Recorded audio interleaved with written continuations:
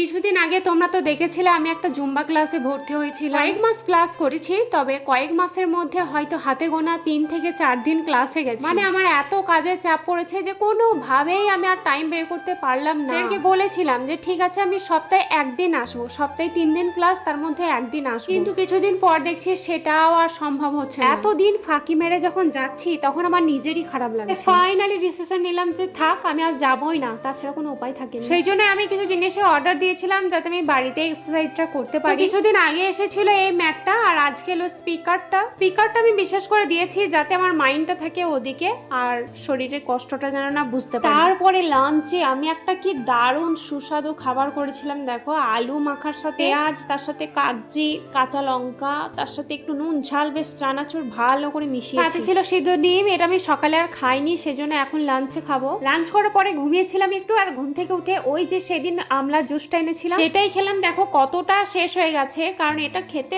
দারুণ। এমনি আমি আমলকি খেতে অনেক ভালোবাসি, বিশেষ করে ওই যে লবণ দিয়ে খাই যখন, উফ কি যে দারুণ লাগে খেতে।